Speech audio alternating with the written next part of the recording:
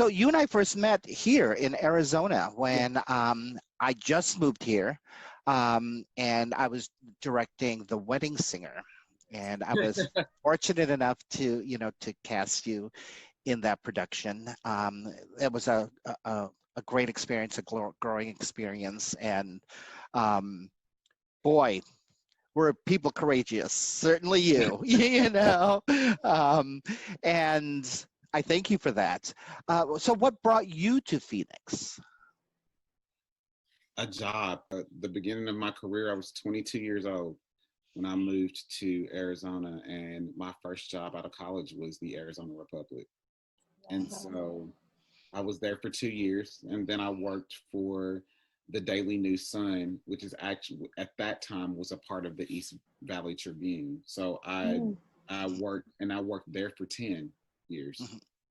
So I'd been in journalism for a really long time, but I waited for a few years to sink my teeth back in the theater after I felt like I had a strong footing in my career. So it's Well, we certainly miss you here in Phoenix. you guys too. Arizona's always going to be home. I say home. I say, when am I going back home all the time? So. I think we talked about this earlier, but what drew you to Miss Everest Boys? Well, I'm really excited about this. I don't know. You have one. I don't know if JP's probably been following me on Facebook, but these are my types of stories. I've done August Wilson.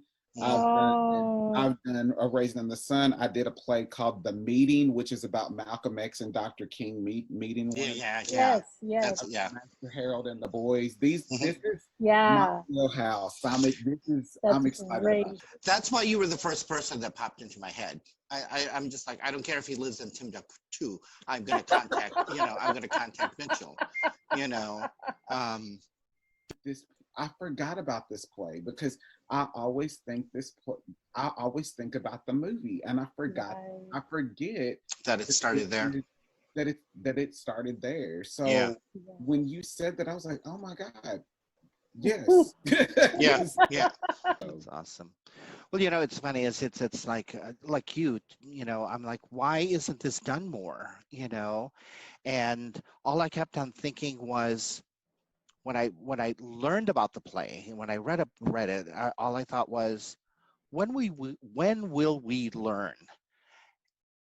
And what dawned on me is, we're constantly learning, and sometimes we need to continue that learning by presenting plays like this again.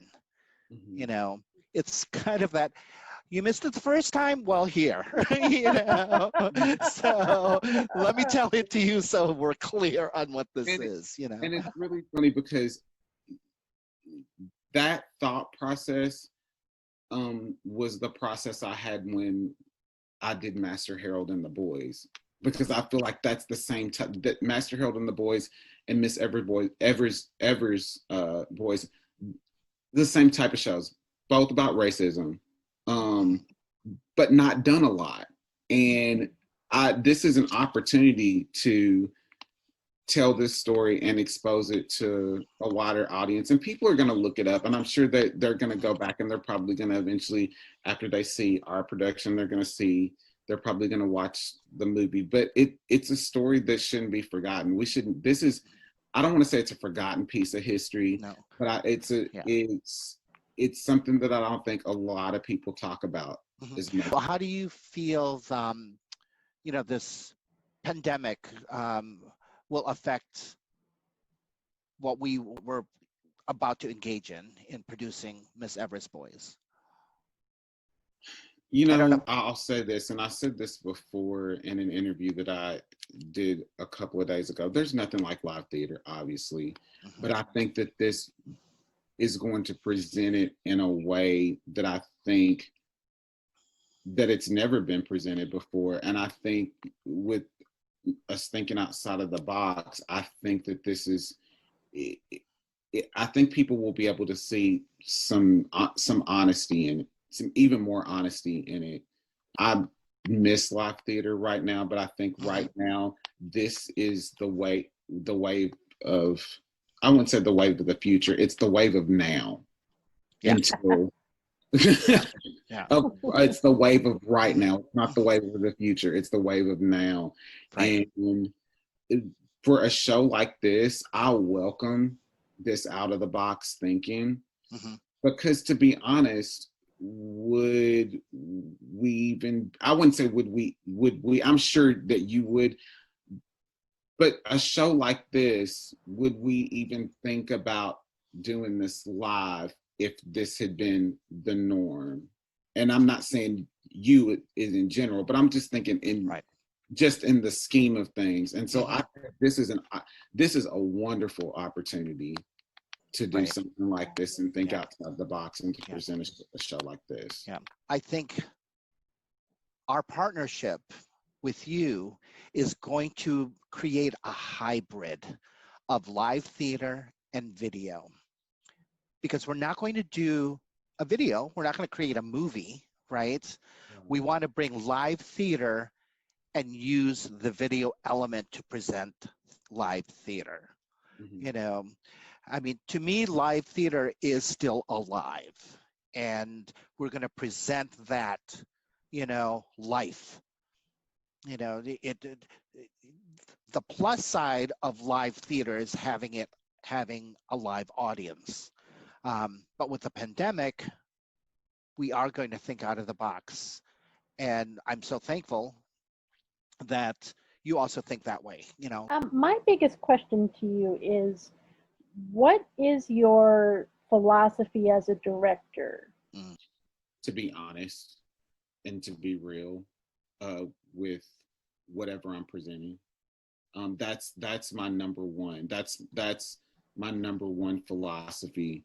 And then I have, some added branches that go off of that. But to be honest, it's just finding the honesty in the story that I'm telling. That's the major thing. And then, if you want to branch off from that, another one of my philosophies is diverse casting. That's another one of my philosophies. I will say this without, not trying to bash or anything, but I took my experiences with Arizona, and I had some great experiences and I had some not so great experiences, because I've walked into audition rooms where I've blatantly been told to my face that I can't be in a certain production because I was African American.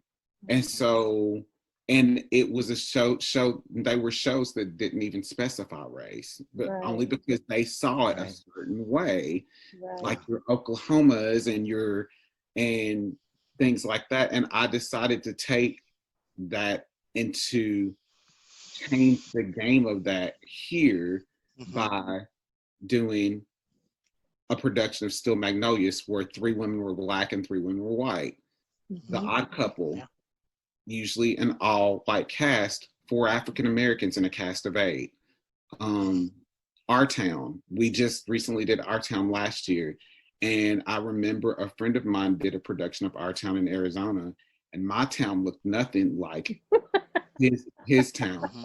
My town had 20 people with 10 African Americans in the cast, and the narrator, the stage manager, was a woman, and she was lesbian.